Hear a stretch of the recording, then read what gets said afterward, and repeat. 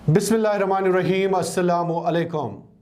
Kashmir crown की दुनिया के दोस्तों, अल्लाह की सलामती हो आप पर। और आज हमेशा की तरह एक और मुद्दा, एक और मसला और वतन अजीज़ का एक और डे टू डे कंसर्न लेकर हम आपकी खिदमत में हाजिर हैं। और आपको बता दें कि आज का मसला सीधे उन बेरोज़गार नौजवानों के साथ जुड़ा है। आज का मुद्दा सीधे उस मोहल्ले, उस गली, उस गांव, उस शहर के साथ जुड़ा है जिस गली, गांव, शहर के नौजवान गुज़िश्ता कई दिहाइयों से सिर्फ रोजगार रोजगार रोजगार का इंतजार कर रहे हैं, लेकिन रोजगार देने वाला कोई नहीं है। लेकिन रोजगार के नाम पर हर रोज इन नौजवानों के साथ मुबैना तौर पर इनके मुताबिक सिर्फ मजाक किया जा रहा है। तो नाज़रीन मोहतरम, आपको बता दें कि जहां एक तरफ से इस वक्त जम्मू कश्मीर के हवाले से कई एक सियासी सरगर्मियां भी अमलाई जा रही है, वादे किए जा रहे हैं। क्या वादे वफा होगा? बहरहाल वो हम सियासतदानों पर ही छोड़ देते हैं। अब्दुल्लाज, मुफ्तीज, बुखारीस और बाकी जो सियासतदान हैं उनको ये डिसाइड करना होगा कि वो अगर इस बार दिल्ली के साथ कोई सौदा करने जा रहे हैं तो इस सौदाबाजी में क्या उनका घाटा है, उनका नुकसान है। बहरहाल ये उनको ही सोचना है। और लोगों ने भी ये फैसला उन्हीं तक महदूद करके रखा है, क्योंकि लोग मानते हैं वो कल भी एक भूखी नंगी कौम थी और आज भी वो इन सियासतदानों से कुछ ही नहीं एक्सपेक्ट कर रहे हैं। बहरहाल हाल ही में एक ऑर्डर आ गया नाज़रीन मोहतरम, आपको बता दें कि कमिश्नर सेक्रेटरी जेडी की जानिब से शायद ये ऑर्डर इजरा किया गया और उसमें अमेंडमेंट की गई सर्विस रूल्स के हवाले से। जे&के के सर्विस रूल जो हैं उसमें बाज़ाब्ता तौर पर हमारे कमिश्नर सेक्रेटरी जो हैं उन्होंने अमेंडमेंट की। और अमेंडमेंट यह है कि आज से अगर आप खुदा न ख्वास्ता सरकारी मुलाजिम लग गए या अगर आपने सरकारी मुलाजमत के लिए दरख्वास्त की तो आपको बाज़ाब्ता तौर पर एप्लीकेशन, दरख्वास्त, आपका जो बाज़ाब्ता तौर पर फॉर्म लिया जाएगा। उसके बाद अगर आपको सिलेक्शन कमेटी ने सिलेक्ट किया तो आपकी वेरिफिकेशन जो है वो न सिर्फ आप तक महदूद रहेगी, बल्कि आपकी वेरिफिकेशन जो है वो आपके इन-लॉज तक बढ़ाई जाएगी।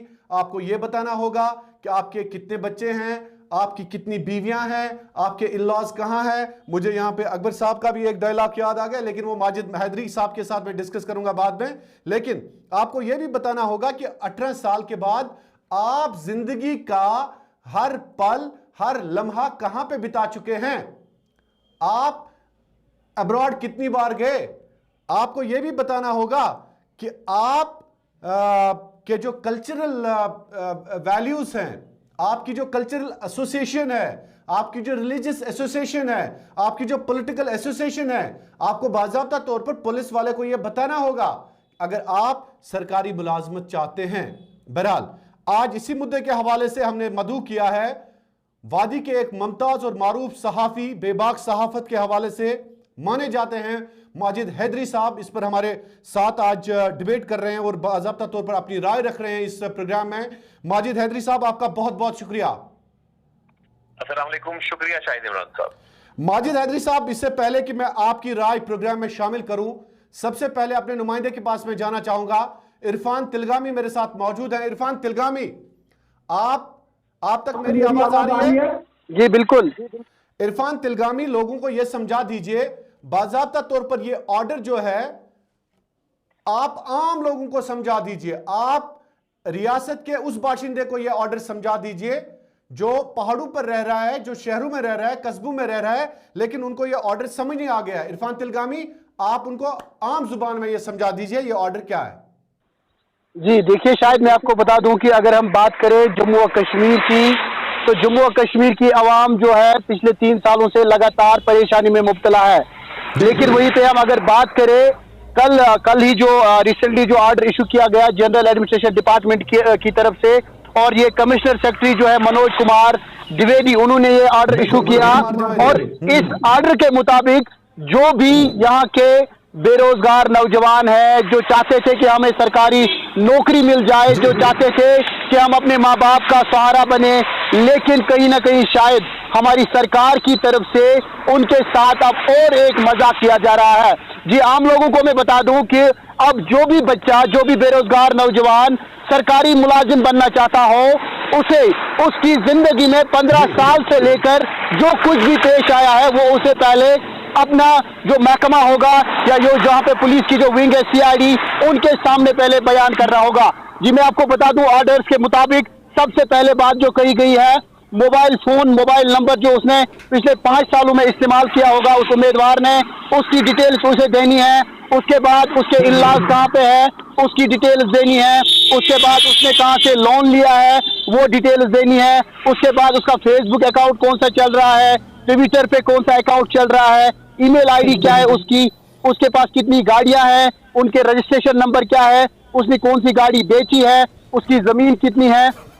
यहाँ तक कि मैं आपको बता दूं, अगरचे वो बेचारा कभी कभार जम्मू और कश्मीर से किसी और रियासत में पढ़ने गया होगा, किसी और मुल्क पढ़ने गया होगा, तो उसको वो सारी डिटेल्स देनी है। हालांकि मैं आपको बता दूं, शायद चौंका देने वाली बात यह है कि जहां कहीं पे वो 1 साल से ज्यादा रह चुका हो, वो डिटेल्स उसको सबसे ज्यादा जरूरी देनी है। और 15 साल, अब आप खुद जान लीजिए कि 15 साल की उम्र में जो बच्चा पढ़ता होगा, उसे अब कहाँ याद रहेगा कि 15 साल मैंने कहाँ पढ़ा था जब मैं 15 साल का था। तो उसे वो डिटेल्स भी अब यहाँ की सरकार के साथ शेयर करनी है। और सबसे बड़ी जो इसमें बात है वो ये है कि उसे अब ये भी कहना होगा, शायद आपने कहा था, बहरहाल वो आप माजिद हैदरी साहब से डिस्कस कीजिएगा कि उसे अब ये भी कहना है कि मेरी बीवियां कितनी है।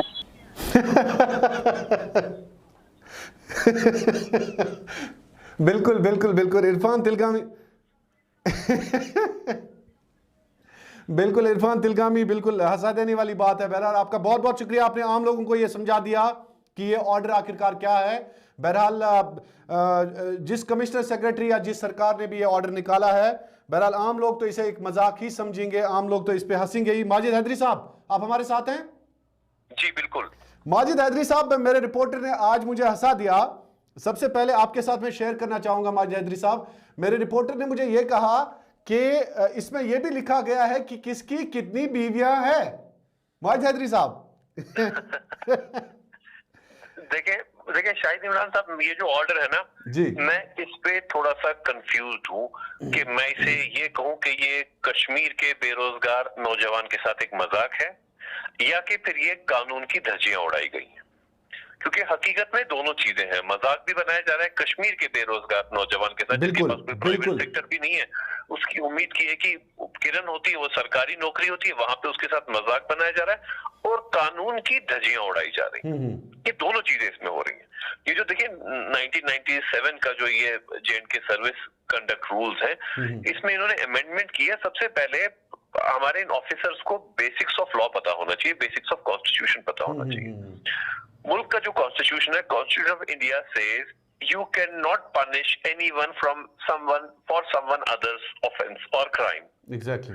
मतलब आप किसी दूसरे की सजा किसी तीसरे इंसान को नहीं दे सकते। बिल्कुल। मतलब एक इंसान की सजा दूसरे को नहीं दी जा सकती। ये बेसिक रूल ऑफ लॉ है जो कि इंडियन कॉन्स्टिट्यूशन में वाज़ह तौर है। तो सबसे पहले जो इसमें ये कंडीशंस लगाई गई हैं जी कि आपका कोई रिश्तेदार जो है वो कहीं उसका किसी पॉलिटिकल पार्टी या बिलखसूस वहां पे जैसे रिपोर्ट्स में है कि जमात इस्लामी, जमात इस्लामी मेंशन किया गया जमात इस्लामी, बिल्कुल जमात इस्लामी मेंशन है उसमें।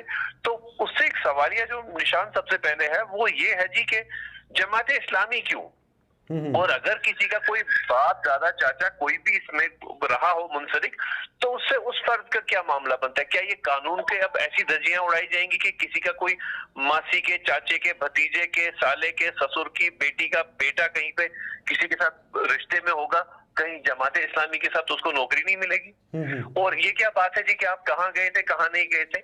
इन चीजों से आप कहना क्या चाह रहे हैं? सबसे पहले ये जो मामला है ये कानून की धज्जियां उड़ाई गई हैं, इसमें अब्यूज ऑफ लॉ है।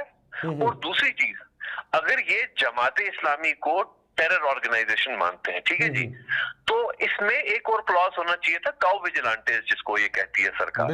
मैं तो उसे टेररिस्ट कहता हूँ। जैसे अभी कल ही राजौरी में 20 साल लड़का एजाज डार बेचारा शहीद हुआ, क्योंकि दहशतगर्दों ने उस पर हमला किया काउ विजिलेंटिज्म के नाम पे और उसे मार दिया। और ये पहली दफा नहीं हुआ, पिछले 2-3 साल में ऐसे 2-4 वाकयात हो चुके हैं। सो मेरी नजर में ये क्लॉज भी होना चाहिए था, अगर आप रख रहे हैं कि if you have been a cow vigilante और you have any relation with cow vigilante, गौ रक्षक का अगर कोई रिश्तेदार है या उसका कोई मासा, चाचा, साला, ससुर कोई भी है, वो भी इसमें मेंशन होना चाहिए। ये एक पर्टिकुलर कम्युनिटी का जो आप मजाक सरकार बना रही है बार बार, और इससे हो क्या रहा है at the end of the day, इससे यूथ की एलियनेशन बढ़ रही है।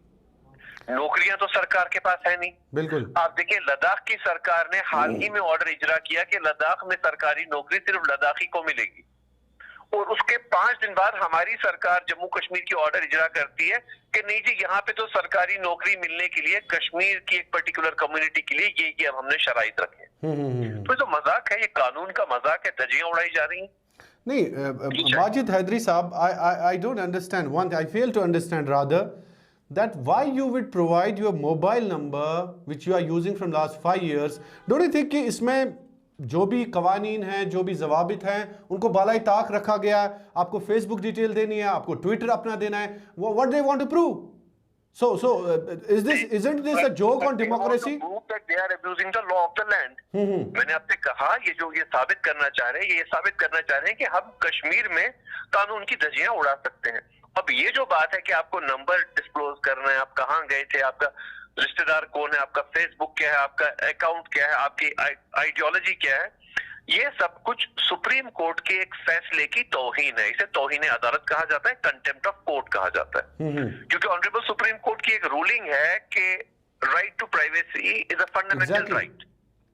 ठीक है, और फंडामेंटल राइट के बारे में कानून कहता है, कॉन्स्टिट्यूशन ऑफ इंडिया कहता है कि फंडामेंटल राइट आप तब तक नहीं कर सकते जब तक कि आप इमरजेंसी डिक्लेयर ना करें। अब या तो सरकार डिक्लेयर कर देगी जी कश्मीर में हमने इमरजेंसी डिक्लेयर कर दी है, तो फिर हमारा कोई हक नहीं बनता बात करने का। लेकिन जिस तरीके से कश्मीरी कौम को बेवकूफ समझते हैं, नाअहल समझते हैं और कानून की धज्जियां उड़ाते हैं, इनके खिलाफ तौहीन अदालत का केस होना चाहिए। ये बाज़ाब्ता कोई वकला हजरात, मुझे समझ नहीं पहले आता वकला हजरात इन तमाम चीजों पे चुप क्यों रहते हैं। बिल्कुल बिल्कुल Majid Haidari, this is debatable. I tell you, आज मनोज कुमार द्विवेदी, कल थे BVR सुब्रमण्यम चीफ सेक्रेटरी, आज मनोज कुमार द्विवेदी ने ये ऑर्डर निकाला एज JD कमिश्नर सेक्रेटरी। मुझे बताएं, आखिरकार ये जो बाबूज और ब्यूरोक्रेसी का राज ऐसे चलता गया, तो आपको नहीं लग रहा है कि एक आम इंसान के हुकूक सलब किए जा रहे हैं और बोलने वाला कोई भी नहीं है? जी देखें, अगर आप, ये बड़ी अच्छा, बहुत ही अच्छा सवाल है इनफैक्ट। ये देखिए, अगर अभी जो आज सिचुएशन है ना कि आज मोदी सरकार को उन्हीं लोगों को बुलाना पड़ा जिन्हें ये गुपकार गैंग कहती थी, तो उसकी सबसे बड़ी वजह वो ये है कि पिछले 3 साल में नई दिल्ली ने ब्यूरोक्रेसी का ऐसा यहाँ पे वो एक अजीब एक रुथलेस करप्शन और एरोगेंस रखी है, वॉइसरॉयशिप इनकी चल रही थी कि अब मोदी सरकार मजबूर हो गई कि नहीं, हमें किसी न किसी तरीके से डेमोक्रेटिक प्रोसेस वापस रिवाइव करना है, क्योंकि वरना सिर्फ कश्मीरी हाथ से नहीं जा रहा है, जम्मू में भी लोग बड़े परेशान हैं। जम्मू में इस वक्त आप देखें बीजेपी के खिलाफ कितनी एलियनेशन है। वजह क्या है? वजह यही है कि वहां पे अफसरशाही चल रही है। फॉर्मर रॉ चीफ ने अपने रिसर्च पेपर में लिखा कुछ महीने पहले, उन्होंने कहा कि bureaucrats in Jammu and Kashmir are behaving like viceroys. ये आप और मैं नहीं कह रहे हैं, फॉर्मर रॉ चीफ कह रहे हैं, CD साहब कह रहे हैं कि जम्मू कश्मीर में ब्यूरोक्रेट्स वॉइसरॉय की तरह बिहेव कर रहे हैं। और यही वॉइसरॉय का तरीका होता था 1947 से पहले मुल्क भर में वॉइसरॉयशिप यही होती थी कि वो खुद में कानून थे। वैसे ही हमारे अफसरान जो है वो खुद में ऐसा कानून बन चुके हैं कि आए दिन अब तौहीन अदालत होती है, अब्यूज ऑफ लॉ होता है, धज्जियां उड़ाई जाती है। मैं लफ्ज आपको कह रहा हूं ऑन रिकॉर्ड, कानून की धज्जियां हमारे अफसर उड़ा रहे हैं खुले आम। जी शाहिद साहब। जी। तो माजिद साहब, अब चूंकि आपने कहा कि अब दिल्ली बुलाया गया है, चूंकि डिबेट हमारा दूसरा था, लेकिन आपको क्या लग रहा है कि क्या एक्सपेक्टेशंस हैं आपको इस ऑर्डर के रिलेटेड? अगर हम बात करें, चलिए, अगर आपके सियासतदान जो हैं वो ऐसे ही हुकूक की जो हिफाजत है वो कर सकते हैं दिल्ली जाके, अगर वो ऐसे हुकूक को भी बचा सकते हैं, मेरे ख्याल में काफ़ी है, तो आप क्या एक्सपेक्ट कर रहे हैं? जो ये ऑर्डर निकाला गया, जैसे सर्विस रूल्स की अमेंडमेंट, हाल ही में RTO ने अपना एक ऑर्डर निकाला, कमिश्नर सेक्रेटरी अपने ऑर्डर निकालते हैं, DC साहिबान जो हैं डिस्ट्रिक्ट्स में वो भी अपने अपने तरह से जो है ऑर्डर्स निकालते रहते हैं। तो मुझे बताएं माजिद साहब जैसे लोग क्या एक्सपेक्ट कर रहे हैं? Do you think that the new political जो एक प्रोसेस है वो शुरू होने जा रही है, या आप इसे महज एक मीटिंग समझते हैं? देखिए शाहिद इमरान साहब, अभी पहले आपके कुलीग ने एक जोक सुनाया कि अब इसमें बीवियां भी लिखनी है, कितनी है, क्या है, सब कुछ लिखना है, जो मेरी बचपन से एक बीवी है या कितनी बीवी है, वो भी सब कुछ लिखना है। लेकिन आपने भी जो है सवाल किया, इसमें भी बहुत बड़ा एक जोक है। देखिए, आप भी जानते हैं, मैं भी जानता हूँ, ये जो सियासतदान दिल्ली जा रहे हैं, ये कोई बातचीत करने नहीं जा रहे, ये अपनी नौकरी के लिए जा रहे हैं। अच्छा। क्योंकि इनको पिछले दिनों कह दिया गया अगर तुम इस तनख्वाह पर काम नहीं करोगे तो क्या होगा, उन्होंने बोला जनाब हम इसी तनख्वाह पे काम करेंगे। अच्छा। तो ये अपनी नौकरियां वहां बहाल रखने के लिए जा रहे हैं, ये ना आपकी बात करने जा रहे हैं, ना मेरी बात करने जा रहे हैं, ना कश्मीरी आवाम की बात करने जा रहे हैं। ये पॉलिटिशियन पिछले 3 साल से कभी भी कोई अवामी मसला जो इतना ज्यादा जो इनकी वॉइस रॉयशिप बन गई ब्यूरोक्रेट्स की, वो इस वजह से बनी कि ये तमाम सियासतदान खामोश रहे इन मामलों पे। इनने कभी लोकल इश्यूज जो आम यूथ के साथ हो रहा है, जो इनजस्टिस हो रहा है, इन अवाम के साथ हो रहा है, इनने कभी बात नहीं की। ये सिर्फ 370-35 है क्योंकि इनने अपनी नौकरियां बहाल करने जा रहे हैं, अपनी नौकरियां और तनख्वाह का देखने जा रहे हैं कि जनाब अगर हमारी तनख्वाह आपने नहीं बढ़ाई तो हम इसी तनख्वाह पे काम करेंगे। ये आपके मेरे लिए, किसी कश्मीरी यूथ के लिए, किसी के लिए नहीं जा रहे हैं, अपनी नौकरी के लिए जा रहे हैं वहां पे। बहरहाल माजिद हैदरी साहब, चूंकि आखिर पे मैं जानना चाहूँगा, आप एक मुमताज़ और मारूफ सहाफ़ी होने के साथ साथ एक समाजी कारकुन भी हैं, तो आपको क्या लग रहा है ये जो ऑर्डर सिविल सर्विसेज के हवाले से निकाला गया, आपने खुद कहा कि ये एक मजाक बनाया जा रहा है हमारे बेरोज़गार नौजवानों का, CID वेरिफिकेशन के नाम पे आपको 3 माह या 2 माह का इंतज़ार करना पड़ेगा अगर कोई सिलेक्ट होता है गवर्नमेंट जॉब के लिए, तो और उनको जितनी डिटेल्स देनी है, मेरे ख्याल में वो डिटेल्स इटसेल्फ हैरेसमेंट है एक बेरोज़गार नौजवान के लिए। क्या आपके आखिरी वर्ड्स होंगे? देखिए, मेरा यही कहना है कि मुझे समझ नहीं आ रहा कि बार एसोसिएशन जो है, वकला हजरात जो है, वो इन तमाम मामला पे चुप क्यों है, उनके मुंह में दही क्यों जमा है इस मामले पे। क्योंकि देखिए, आप ये सिर्फ एक बात नहीं कि आज इनने सर्विस कंडक्ट रूल्स में एक अमेंडमेंट लाई, हाल ही में नया एक ऑर्डर जो पिछले पहले जो ऑर्डर इजरा हुआ था वो ये है कि कभी भी किसी भी सरकारी मुलाजिम को सरकार नौकरी से निकाल सकती है और उसकी ना कहीं अपील होगी, ना वकील होगा, ना दलील होगी। ये तमाम मामला जो मैं आपको कह रहा हूँ ना, ये कानून की धज्जियां उड़ाई जा रही है। तो इसका रेस्पाइट कहाँ मिल सकता है? जब आपके पास सिर्फ वॉइस रॉयशिप चल रही है तो आपको रेस्पाइट अदालत आलिया से मिल सकता है या ऑनरेबल सुप्रीम कोर्ट से मिल सकता है। तो मेरी सिर्फ रिक्वेस्ट होगी वकला हजरात से कि आप लोग प्लीज कोई ना कोई सामने आइए और ये मत सोचिए कि फीस आपको कौन देगा, आप खुद से एक पब्लिक इंटरेस्ट लिटिगेशन इन मामला पे कीजिए, क्योंकि सिर्फ कानून ही अब इस चीज का रेस्पाइट दे सकता है कि यहाँ पर अब ऑफिशियल्स जो हैं वो कानून की धज्जियां उड़ा रहे हैं। तो उसमें अब बचाव सिर्फ हमें कानून से मिल सकता है और किसी चीज की अब उम्मीद नहीं रही है। बहरहाल माजिद हैदरी साहब, आपने ज़रूरी ख्यालात का इजहार किया। इस प्रोग्राम के दौरान आपने सरकार को भी निशाना बनाया और सरकारी कवानीन के हवाले से जो इदारे काम कर रहे हैं उनकी जो है जागृति के हवाले से भी आपने बात की। आपका बहुत बहुत शुक्रिया माजिद हैदरी साहब बात करने के लिए। बहुत बहुत शुक्रिया। तो बात कर रहे थे माजिद हैदरी साहब, समाजी कारकुन होने के साथ साथ मुमताज़ और मारूफ सहाफ़ी भी हैं।